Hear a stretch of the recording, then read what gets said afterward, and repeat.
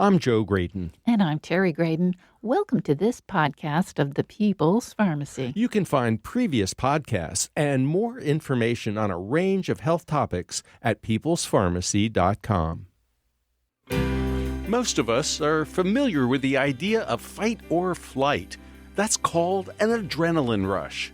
What's the counterbalance? This is the People's Pharmacy with Terry and Joe Graydon.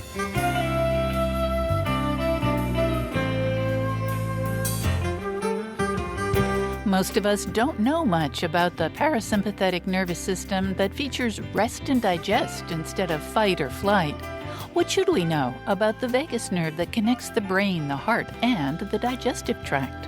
Is there a way to support our parasympathetic nervous system for controlling pain and reducing inflammation? Why are breathing exercises so helpful in calming us down when we're under stress? Coming up on the People's Pharmacy, harnessing the power of the vagus nerve for better health.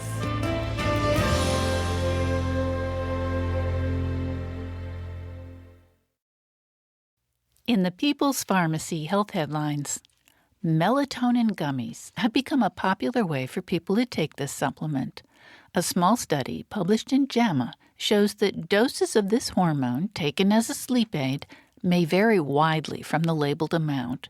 Of 25 products tested, most had more than the listed dose, including one product that was 347% higher. A few of the products had less melatonin than stated, including one product that had no melatonin detected at all.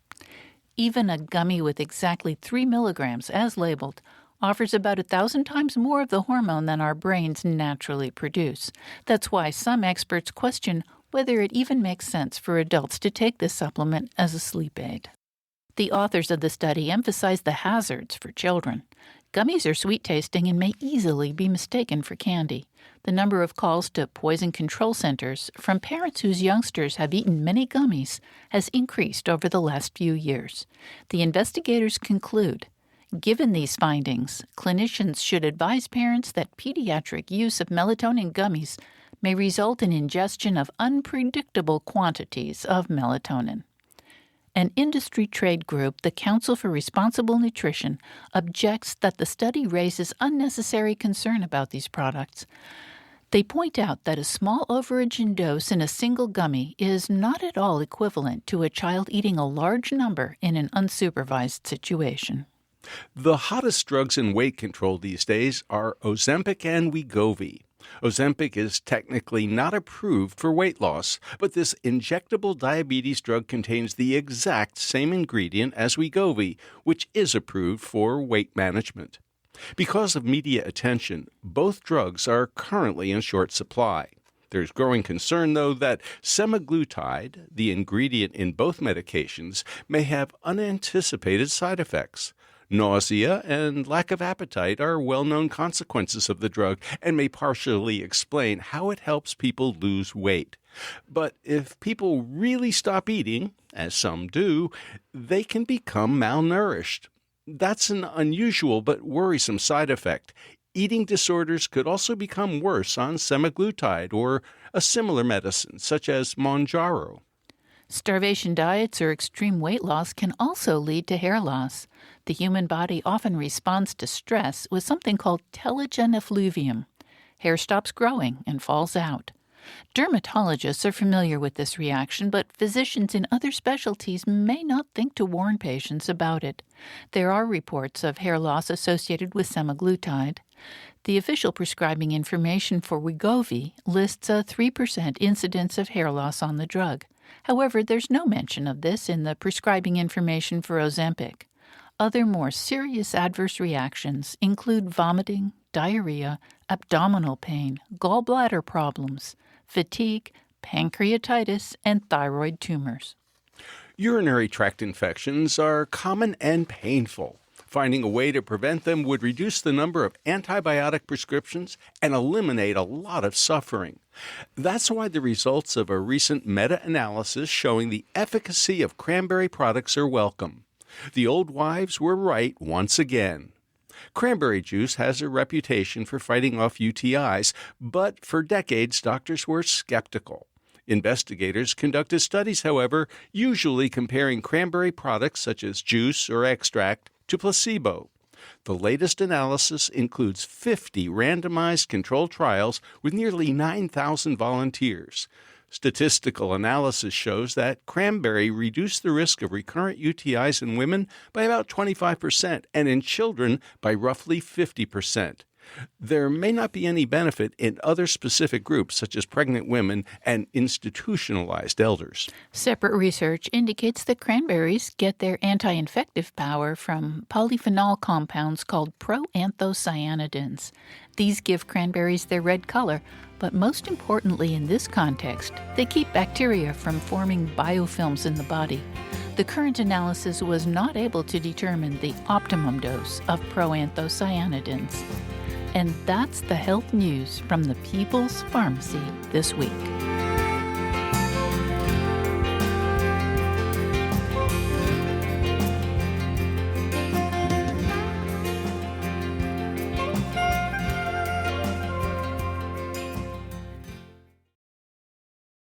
Welcome to the People's Pharmacy. I'm Terry Graydon. And I'm Joe Graydon. Today, we're going to take a deep dive into the world of neuropharmacology, one of my favorite topics. Most people are familiar with the sympathetic nervous system and adrenaline. When you almost step on a copperhead snake while walking in the woods, your heart rate speeds up because of this neurotransmitter. The parasympathetic nervous system, on the other hand, is more calming. It includes the vagus nerve that connects our major organs and contributes to our emotional state and immune responses.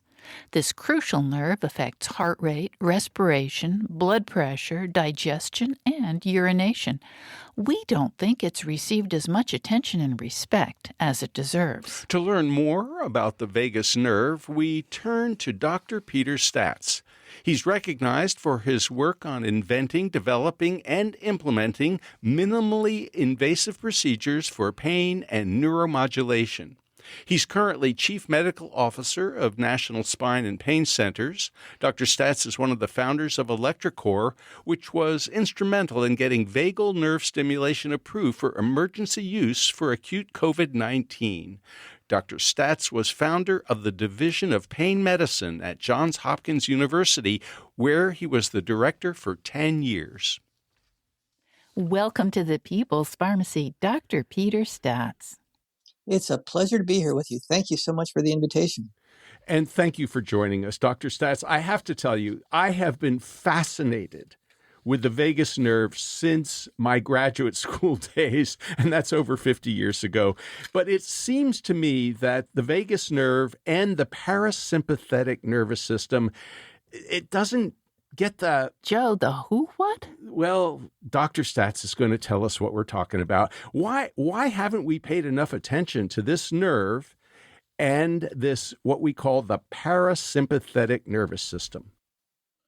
Well, this parasympathetic nervous system is incredibly important in our health and well-being.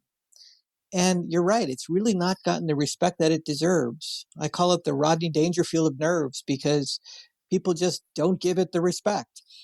But it turns out this is really, really important and crosses multiple disciplines. In society today, we tend to be very much splitters of you go see the cardiologist for one problem and the psychiatrist for another problem. But it turns out that the vagus nerve does cross all these disciplines, and it's really important that right now we pay some attention to it. Well, I would like to know, what is the vagus nerve? Can you tell us? Sure. So your body has, let's start a very large, pulling way back. Your body is an electrochemical organ. I know that we spend a lot of time in the People's Pharmacy talking about the chemical side of things, but the electrical side of things is incredibly important. And I break that down, or people break that down into different parts of the nervous system. There's the ones that we all think about, your spinal cord connected to major motor nerves that allow you to sense or feel or walk. But there's also what's called the parasympathetic nervous system, or I should just say the autonomic nervous system, which is broken down into two parts, which is the sympathetic nervous system and then again, the parasympathetic nervous system. That autonomic nervous system is what we call the fight or flight nerves. One is to get us excited, and the other one is to calm us down. The parasympathetic nervous system, of which the vagus nerve is really the major component of it, is that part that we think about of just calm down, but it does so much more. Well, let's start with anatomy because the vagus nerve is so important throughout the body. Can you just give us a quick overview? Sure. The vagus nerve is also called the wandering nerve. It's the 10th cranial nerve. It has both motor and sensory components to it.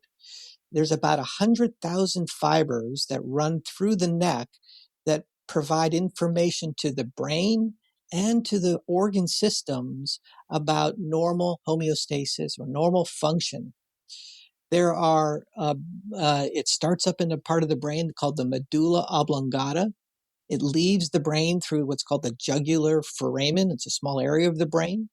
There are two various sensory ganglia on the vagus nerve called the superior and inferior ganglion, and it travels down the neck to go to the major structures in the body. And it breaks up into different pieces, but I don't think your audience really cares too much about the various pieces. But it's important to note that it does go down and supply the lung, it supplies the heart, it supplies the liver, it supplies the pancreas, it supplies the spleen, which is really, really important. We don't really think about that, and the colon, and as well as sexual organs as well. So when we start to think about disease and why I say the vagus nerve could be important across multiple different disorders, it's because the vagus nerve is so important across multiple different organ systems. Well, it sounds as though the vagus nerve is kind of connecting us all together. And maybe even, collecting information from all these different organ systems and telling the brain what's going on. You call it the command and control center. Why?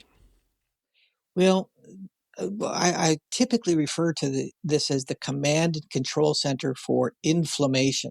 And again, I think our audience understands inflammation and how important it is, but we don't typically think about, well, what controls inflammation?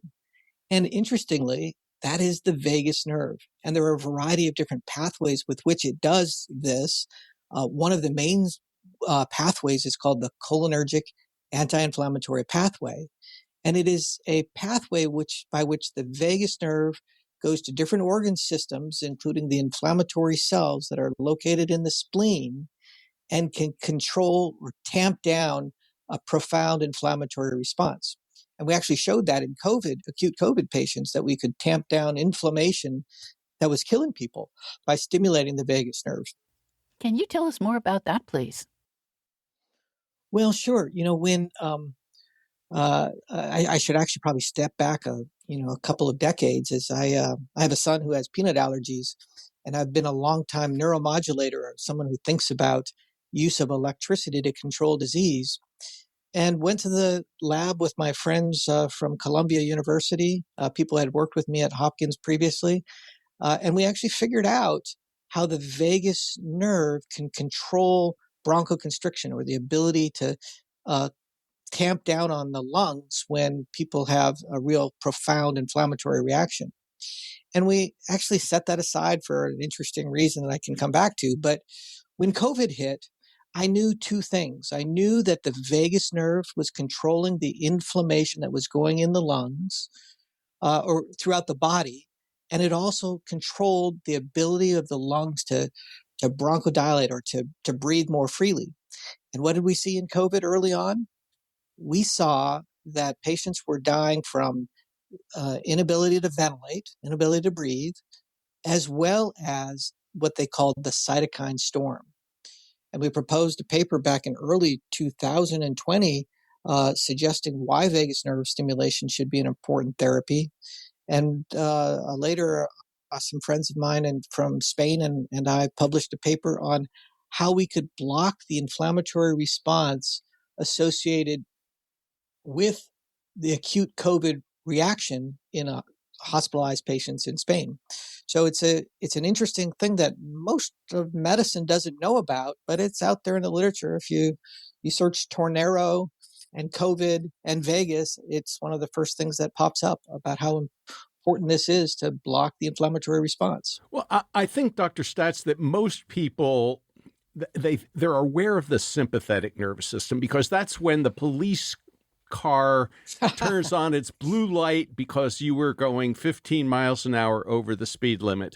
And you can feel your heart beating very fast and your hand is shaking a little bit because, oh boy, now I'm going to get a ticket. And so that's the sympathetic nervous system. The parasympathetic nervous system and the vagus nerve are the calming side of that equation. And so when you're meditating, when you're lying in the hot tub, when you're feeling completely relaxed, now your vagus nerve and the parasympathetic nervous system has taken over. Can you describe the yin and yang of these two nervous systems, please? I love how you put that. And it is truly the yin and the yang. Part of us keeps us out of danger, so to speak. So if we think teleologically, 10,000 years ago, we needed to run away from a bear very infrequently. Most of the time, we were calm, we were relaxed, and we had these very few episodes of fight or flight. In today's world, I think it's actually quite different. I think we're always running. We're always got something on our mind. We're worried about our boss's review of us. We're worried about that police officer pulling us over because we were speeding. We're worried about something. We're worried about paying our bills. And we're in this sympathetic overdrive. Even though bears are few. Even though bears are few. And it's important that you have that ability to run away very quickly when you see those few bears.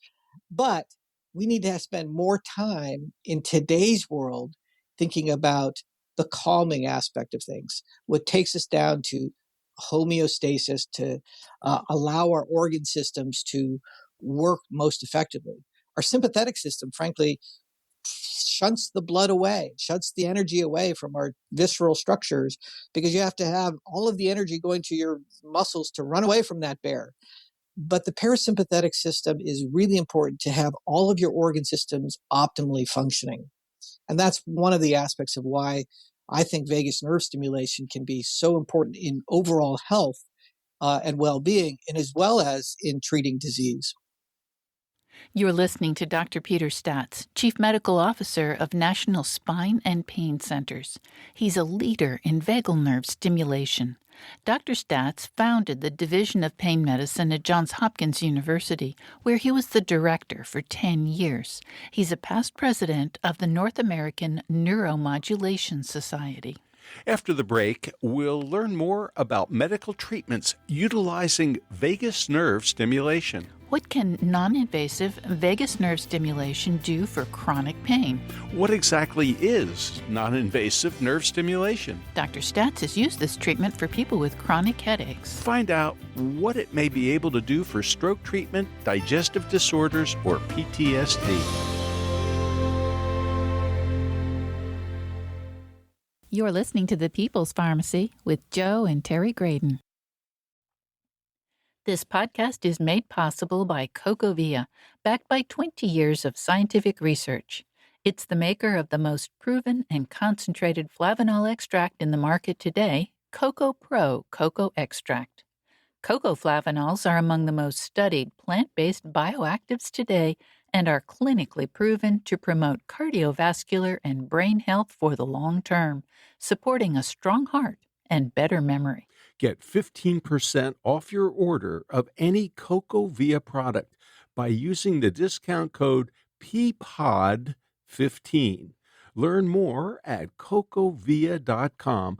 That code again, PPOD15. These statements have not been evaluated by the Food and Drug Administration. This product is not intended to diagnose, treat, cure, or prevent any disease.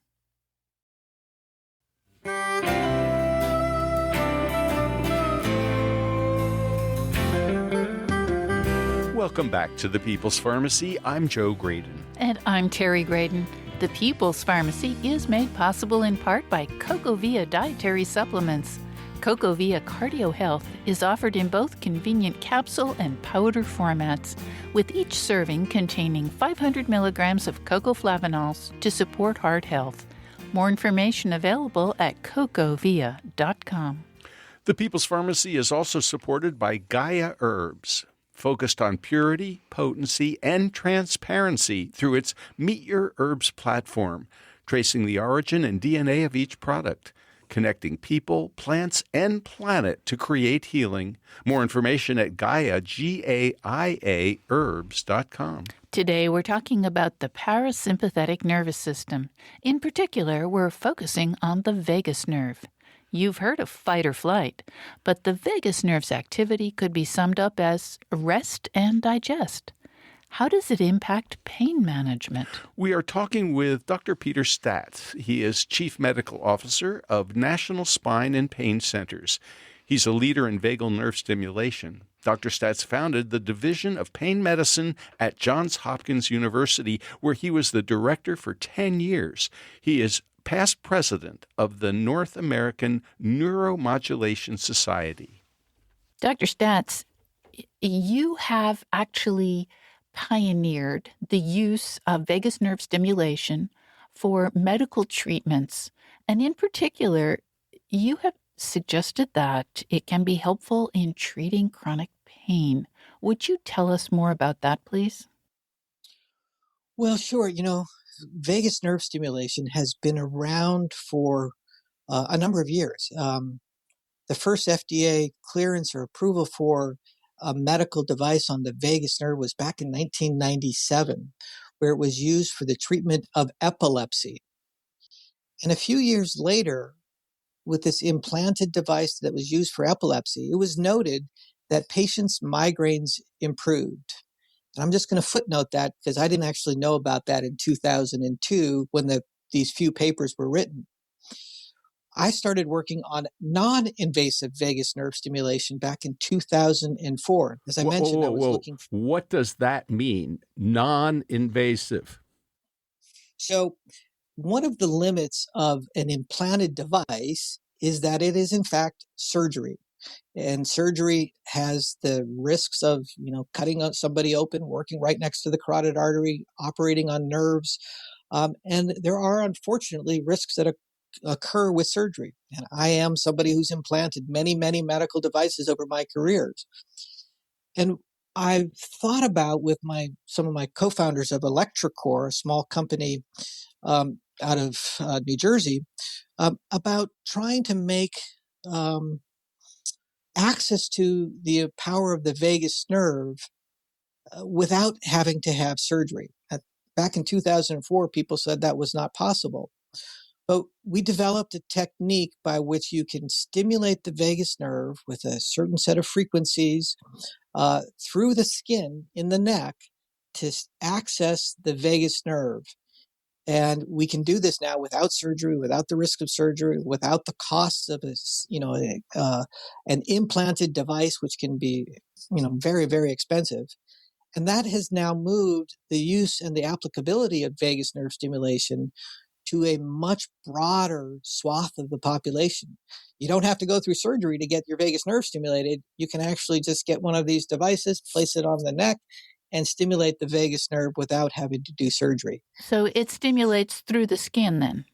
Yeah, exactly. Okay. It stimulates through the skin. So I call it non-invasive vagus nerve stimulation. Other people will call it transcutaneous vagus nerve stimulation. But the one key advantage is that we don't need to stimulate all the time, and we can do this intermittently and get a very profound effect on the vagus. And what is the result? Well, boy, this is one of the areas that's been extraordinarily interesting to a lot of people. We started with this in airway reactivity, and as we were studying patients with asthma, we saw that patients' headaches went away.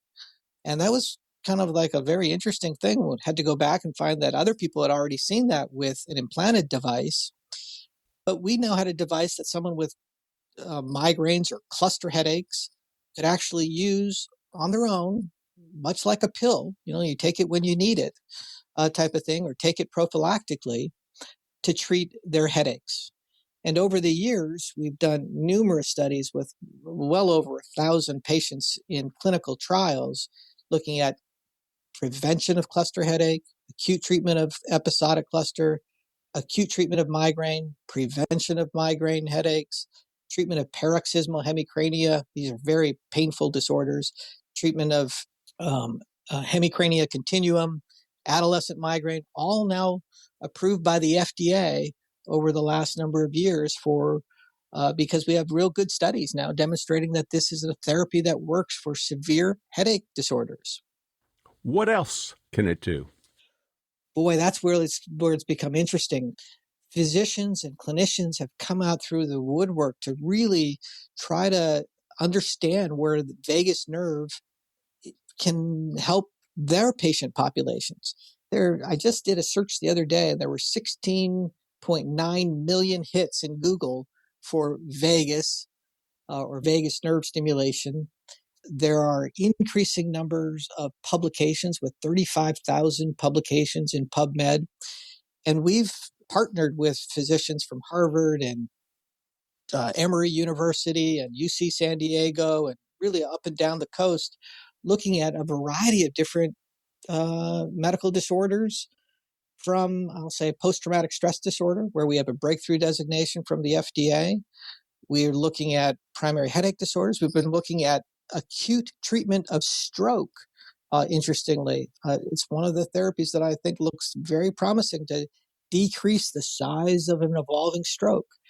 Gastrointestinal disorders, as you might predict, are looking very promising. So we have lots of different studies going on, and I actually have a slide in one of my presentations that lists about 30 different disorders that people are studying. And I always have to pause when I say I've got so many different things going on. It sounds like I'm a snake oil salesman, but the truth is, the vagus nerve, as you said in the beginning, affects a lot of different organ systems. And people who are expert in those disorders are coming forth and saying, "Hey, can we study it in lungs? Can we study it in inflammation? What else can we study it?"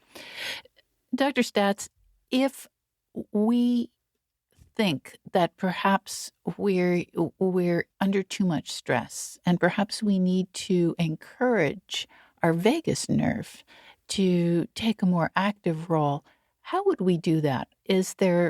Are there lifestyle approaches? Is there dietary approaches? Are there things we can do in addition to or different from your non-invasive vagus nerve stimulating device? Yeah, so there are a lot of things that we think about in life. And Dr. Graydon mentioned this a moment ago when we were talking about, I heard biofeedback, but I think he said meditation and other types of aspects. And for a long time, we've known that we can control our body's organs through mind over matter. We've not really known how that works. And there are a lot of tried and true things that do seem to improve your vagal tone. Good exercise, don't drink too much, meditation, biofeedback. These are a variety of things that will improve activation of your vagus. Deep breathing would be another one that would fit in there. And those are all important things that should be part of everybody's everyday life. What we've done is we've figured out a biohack, so to speak, by going in and accessing the vagus nerve non-invasively.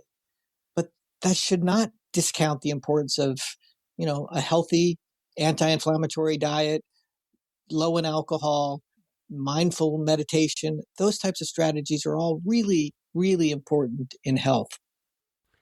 I'm wondering about Buddhist monks who meditate and who have learned how to, through that process, impact many of their body organs. I mean, I don't think they set out to do that, but the end result is that their heart rate slows, their breathing slows.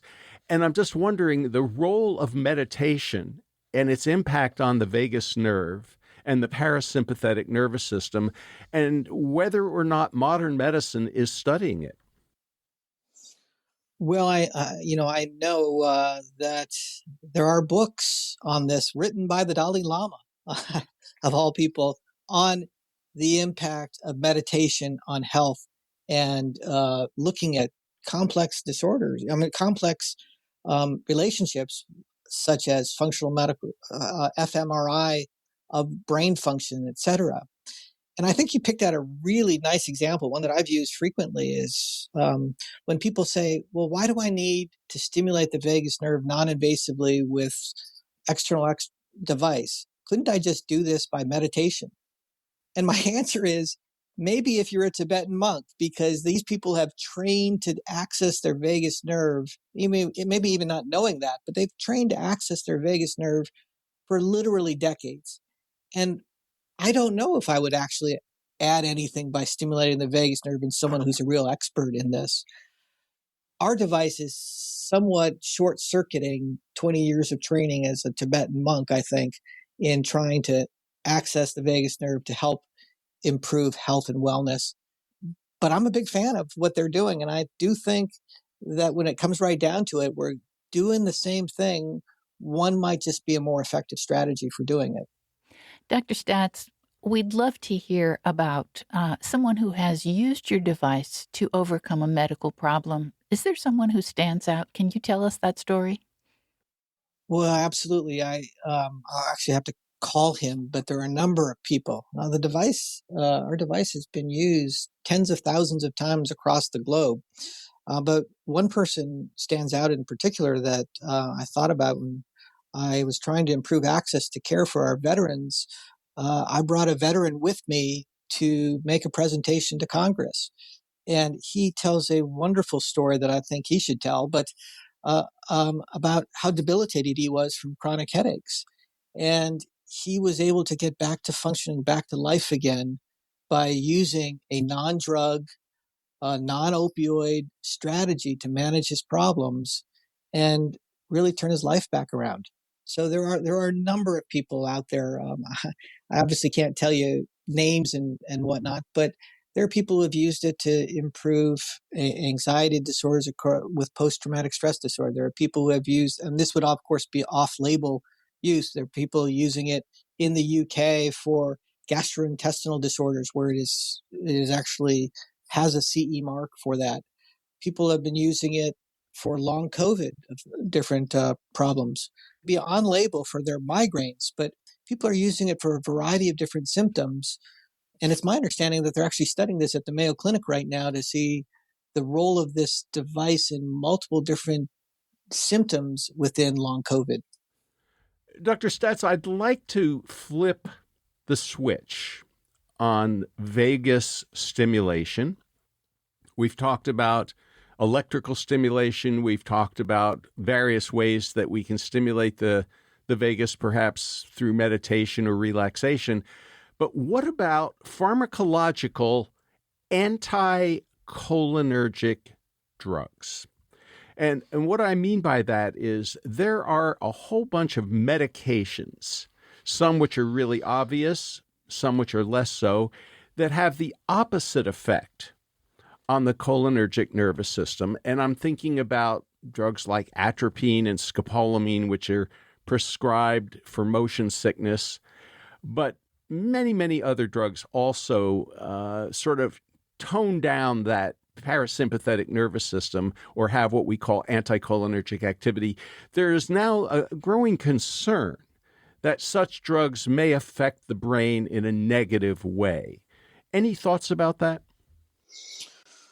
Well, actually, I don't, I can't really comment so much on the drug side of things because drugs have so many off-target effects.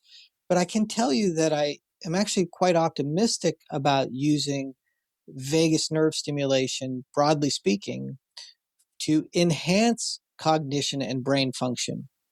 The way that this works is that the vagus nerve has projections up into various areas of the brain, including the locus ceruleus, nucleus tractus solitarius, where and then other structures in the brain where that are pro-acetylcholine that allow for remodeling of the brain. And why is that important? First, that would allow for neuroplasticity to occur. So after trauma, after damage to brain function, it's potential that we could improve function. And the acetylcholine is part of the pathway and it's part of the story. But the other part of the story is the inflammation part of the story that we started our conversation with earlier in your session. And inflammation is really quite damaging in the brain. So think about patients with traumatic brain injuries or patients who have had an acute stroke or people who have had a chronic stroke. There's actually a device out there that's approved for patients for post-stroke recovery to allow the brain to start to function better with vagus nerve stimulation. That's an implanted device. It's not anything that I have deep knowledge about, but they're using it to improve function. And in fact, the United States Air Force is now doing research and using the device to enhance function of our super soldiers to improve fatigue, decrease error rates, and improve their overall ability to respond to stress type of activities. So I actually think that the vagus nerve stimulation with electricity, and I would assume if we are targeted in our drugs, it would fall similarly, actually has a very positive effect on brain function. There's actually work going on I mentioned PTSD, but there's work going on Parkinson's disease. And in the Parkinson's population, they've showed a decrease in TNF alpha, which is a pro-inflammatory cytokine, and an improvement in BDNF, which is a neurotrophic factor required for brain function. So there are a lot of really positive effects that we're seeing with vagus nerve stimulation on brain function long term. The holy grail will be when we get around to doing the work that needs to be done on Alzheimer's disease. But I suspect there are possibilities there based on early animal work that is suggestive of that. Dr. Peter Staats, thank you so much for talking with us on the People's Pharmacy today. Truly an honor to be with you guys. Thank you again. You've been listening to Dr. Peter Staats. He's recognized for his work on inventing, developing, and implementing minimally invasive procedures for pain and neuromodulation. He's currently Chief Medical Officer of National Spine and Pain Centers. Dr. Staats is one of the founders of ElectroCore, which was instrumental in getting vagal nerve stimulation approved for emergency use for acute COVID-19. Dr. Staats was founder of the Division of Pain Medicine at Johns Hopkins University, where he was the director for 10 years. After the break, we'll talk with another expert, Dr. Stephen Porges, about the parasympathetic nervous system. Why is it so important for our health? And what's the role of the vagus nerve? Why do breathing exercises enhance the parasympathetic nervous system and help calm us down? Is fast talking and hyperstimulation sometimes counterproductive? We'll learn how we can calm down and balance the nervous system better.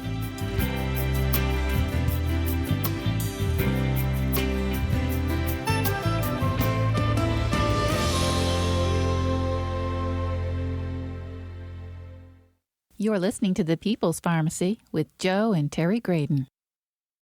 This podcast is made possible in part by Gaia Herbs. For more than 30 years, Gaia Herbs has nurtured the connection between people and plants to deliver nature's vitality. Their full-spectrum formulas are designed to provide an herb's complete array of beneficial compounds with nothing artificial to get in the way.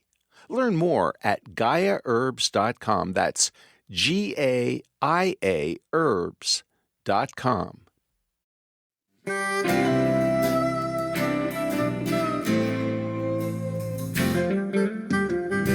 Welcome back to the People's Pharmacy. I'm Joe Graydon. And I'm Terry Graydon.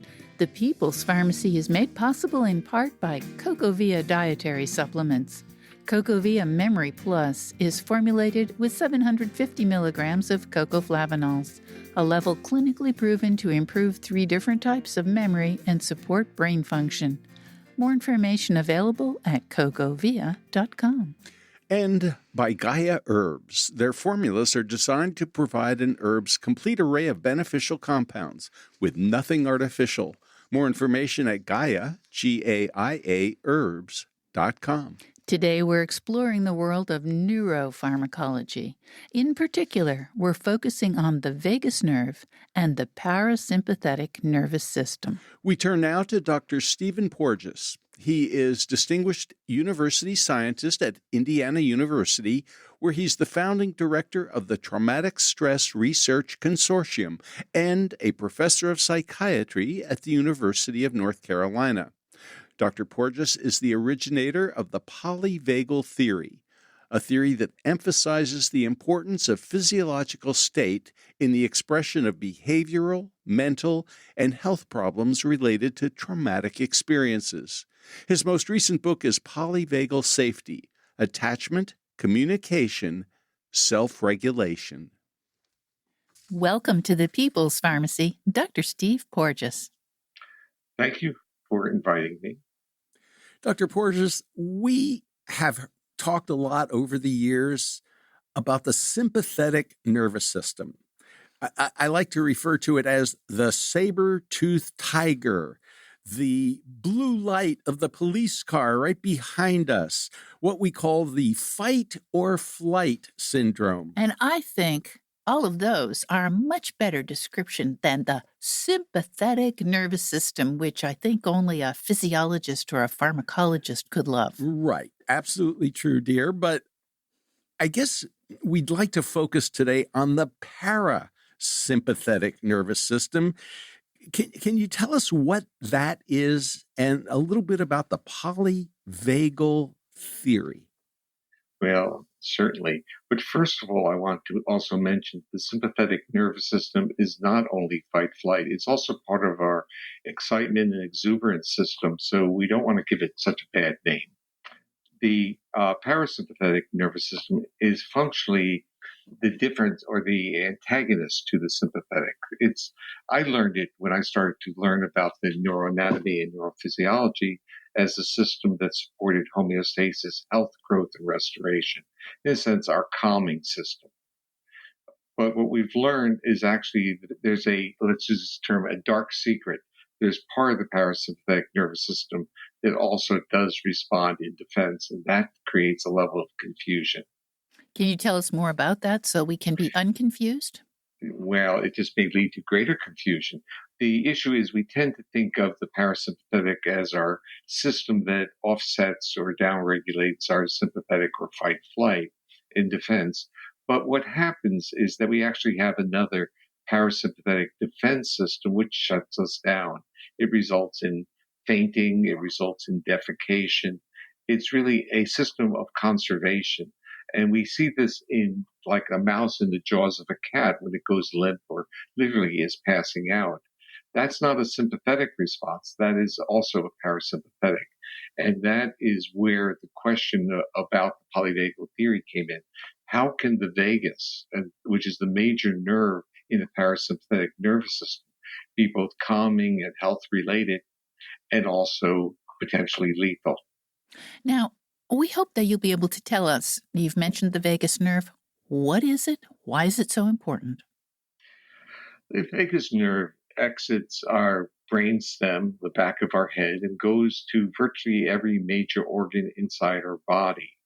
And there's an emphasis on the vagus as a motor nerve, which is really sending signals to all these organs. But that, in a way, is also a misunderstanding because 80% of that nerve is really monitoring our organs and sending information to our brain. And we need to reconceptualize the vagus as a bidirectional superhighway between the brain and the body, a conduit, and not just a single fiber. So for people who don't completely understand how our brains and nervous system are wired, I think what you're saying is that this really crucial, huge nerve that is like a superhighway from our brain to our toes not only is innervating, that is to say, attaching to all of our organs and sending messages to those organs, but it's also receiving messages and sending them back up to the brain. Is that a fair description? Absolutely. In fact, we could literally say it's this major surveillance system of our bodily organs. Now, we understand that sometimes the vagus system goes awry. Oh, what happens to harm it, and what are the consequences? Well, we have to think of it not necessarily going awry, but actually responding to threat or cues of threat, whether it's a pathogen or a psychological threat. The vagus and its powerful inhibitory role of calming us down basically becomes dormant. It stops working.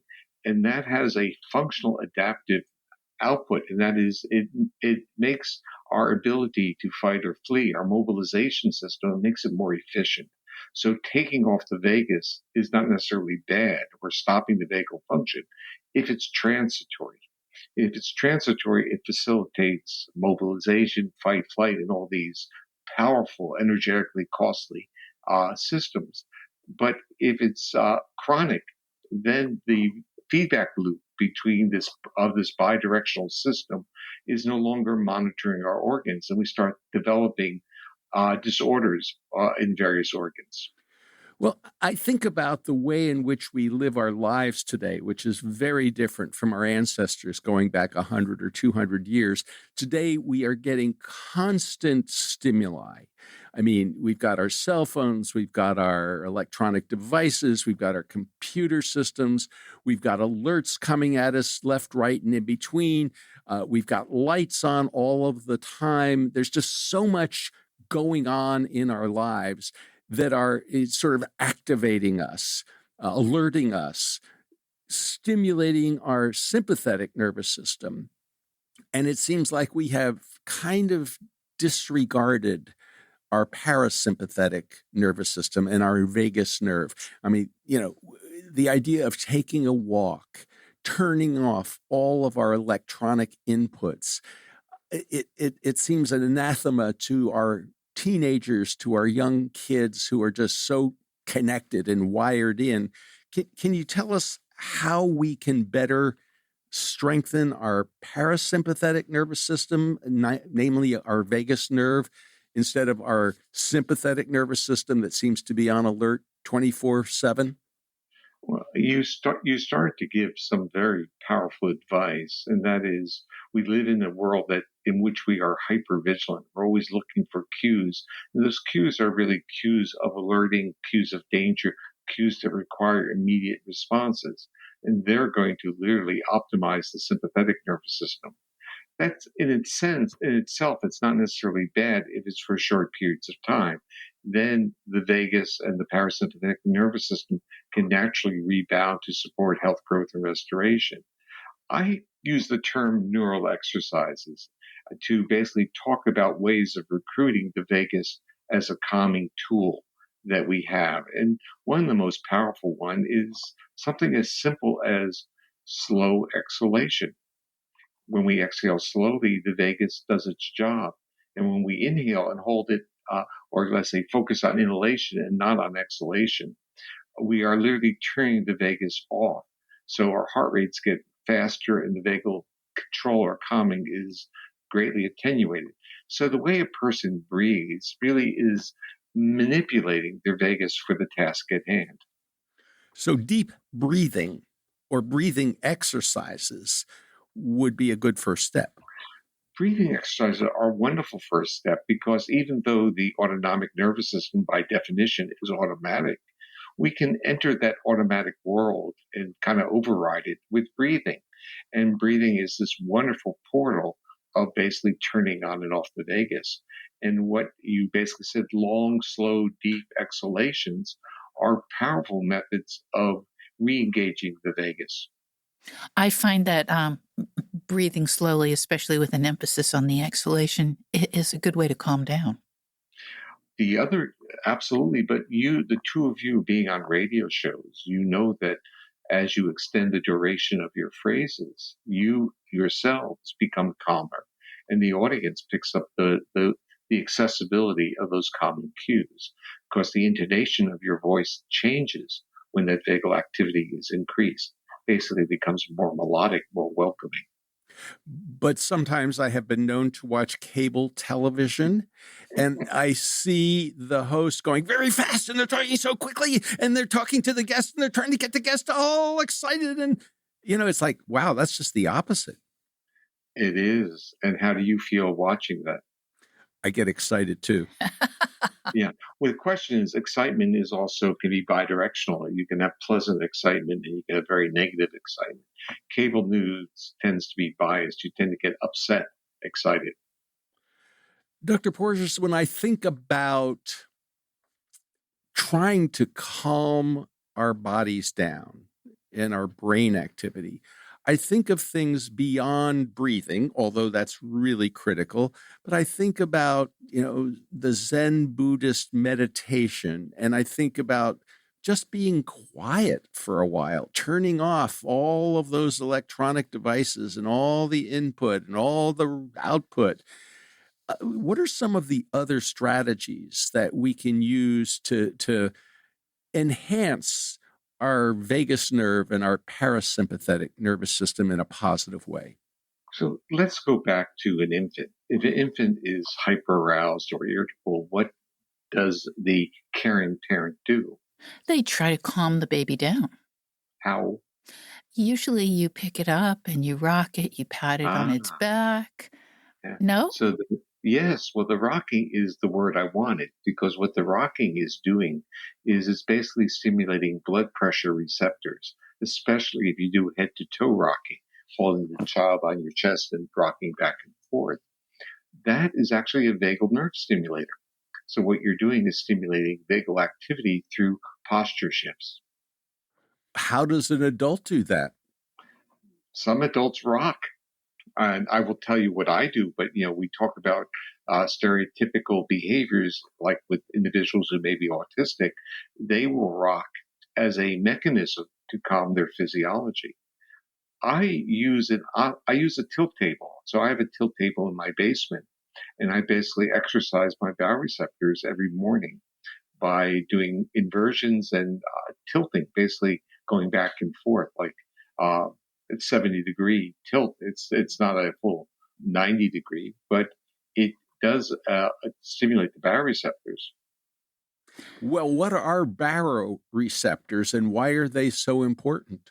One of the primary mechanisms of staying alert or conscious is to have sufficient oxygenated blood in our brain, and that is regulated through the baroreceptors, through blood pressure to push the blood up to the brain. And if you shift your posture, you have to shift the pressure of what the blood is being shunted to your brain, and that's done through this mechanism of baroreceptors.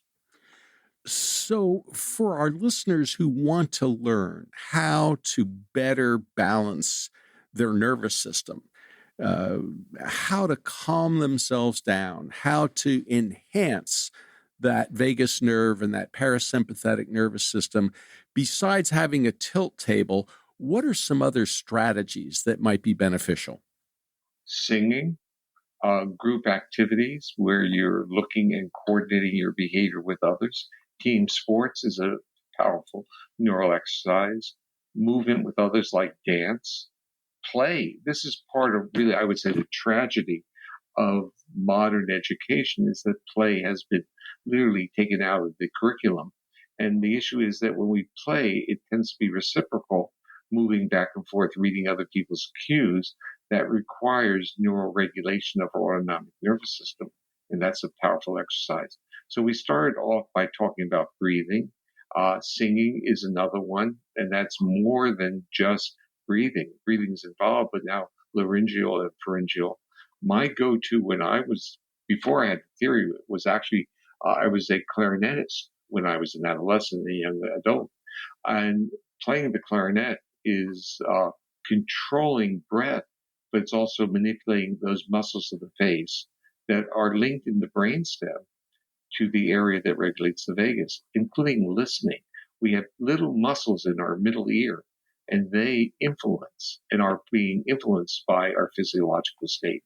So that when we are in states of threat or anxiety, we have difficulty extracting human voice because our nervous system has retuned the tension of the middle ear structures to detect low-frequency sounds of predator. So we're great at detecting predator, but not at understanding what the teacher's telling us. In the minute we have left, Dr. Porges, what would you recommend for our listeners to get things back in balance? I think we need to reconceptualize illness. And this is a strange thing to say because illness has been symptom driven and diagnostic driven or diagnosis driven. We need to have a better understanding of a living system. We are a living system. And it used to be viewed as a fuzzy construct to talk about systems. And I think we have the mathematics now, we have the technology to start measuring this. And I think we need to stop siloing illness. So when people have, in a sense, when their bodies are retuned to be under chronic threat, they end up seeing multiple specialists and are given labels such as functional disorders, functional neurological, functional gastroenterology disorders, functional disorders in which they cannot label the disease by looking at biopsies or other assessments. And the patients tend to feel marginalized because they have problems, yet they can't get a treatment model. And they are often referred for psychological and mental health counseling or mental health treatment because they're being told it's in their head. And the issue is it's not in their head, it's in their body. Dr. Steve Porges, thank you so much for talking with us on the People's Pharmacy today. Thank you for having me. You've been listening to Dr. Stephen Porges. He's Distinguished University Scientist at Indiana University, where he's the founding director of the Traumatic Stress Research Consortium and a professor of psychiatry at the University of North Carolina. His most recent book is Polyvagal Safety, Attachment, Communication, Self-Regulation. He co-authored a forthcoming book with his son, Our Polyvagal World, How Safety and Trauma Change Us. Lynn Siegel produced today's show. Al Wodarski engineered. Dave Graydon edits our interviews. B.J. Liederman composed our theme music. This show is a co-production of North Carolina Public Radio, WUNC, with the People's Pharmacy. The People's Pharmacy is made possible in part by Gaia Herbs. Their formulas are designed to provide an herb's complete array of beneficial compounds with nothing artificial, connecting people, plants, and planet to create healing. More information at GaiaHerbs.com. And by CocoVia Dietary Supplements.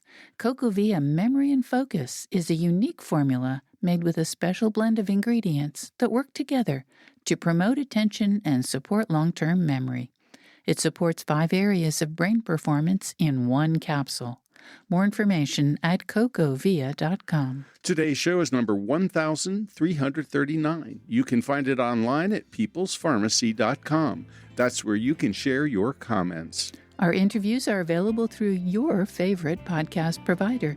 You'll find the show on our website on Monday morning. At peoplespharmacy.com, you can sign up for our free online newsletter to get the latest news about important health stories. By subscribing to our newsletter, you'll also have regular access to our weekly podcast and find out ahead of time which topics we'll be covering. In Durham, North Carolina, I'm Joe Graydon. And I'm Terry Graydon. Thank you for listening. Please join us again next week.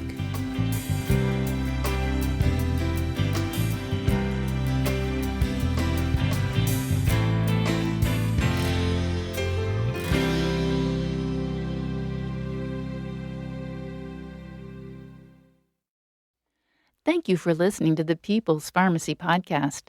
It's an honor and a pleasure to bring you our award-winning program week in and week out. But producing and distributing this show as a free podcast takes time and costs money. If you like what we do and you'd like to help us continue to produce high-quality, independent healthcare journalism, please consider chipping in. All you have to do is go to peoplespharmacy.com/donate. Whether it's just one time or a monthly donation, you can be part of the team that makes this show possible. Thank you for your continued loyalty and support. We couldn't make our show without you.